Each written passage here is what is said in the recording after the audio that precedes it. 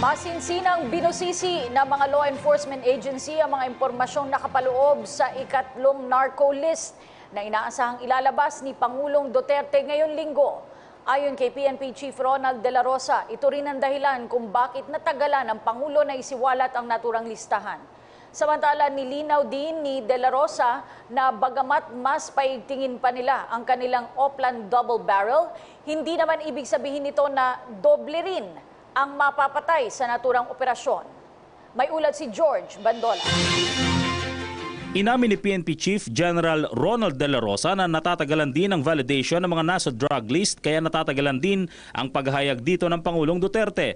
Ayon sa Chief PNP, nagiging tila madugo dahil iniisa-isa ang bawat pangalan at kadalasan ay pinagtatalunan pa kung dapat bang isama sa listahan ng mga ito. Nagtatalo-talo dito ang PNP, Philippine Drug Enforcement Agency at National Bureau of Investigation.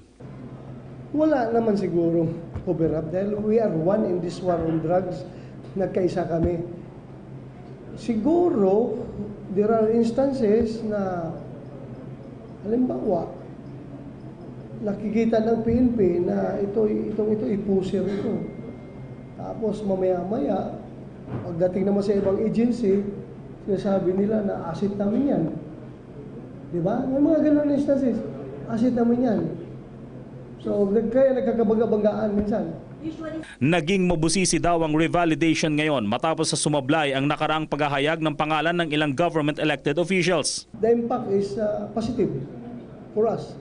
It will give us ample time to do our job, to hit our target, to accomplish our mission.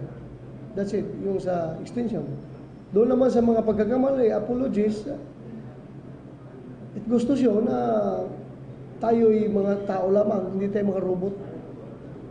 Nobody's perfect in this world. Sa halos unang 100 araw ng Administrasyong Duterte, naging kontento naman daw si De La Rosa sa performance ng PNP laban sa kriminalidad at iligal na droga. Bagamat inamin ni De La Rosa na magiging mas intensibo ang Oplan double barrel ng PNP ngayon, hindi naman ibig sabihin nito na madodoble rin ang mapapatay sa operasyon laban sa iligal na droga. Hindi yung kuta na kung ganito dapat kadami mapapatay mo. Kasi may notion na gano'n eh. May kuta daw, yung mga units na ganito kadami yung papatayin mo at this point of time para papasa ka sa Project Double Barrel. No, hindi po yan. Ang aming kuta na siniset is number of surrenderies. Para sa PTV News, George Bandola.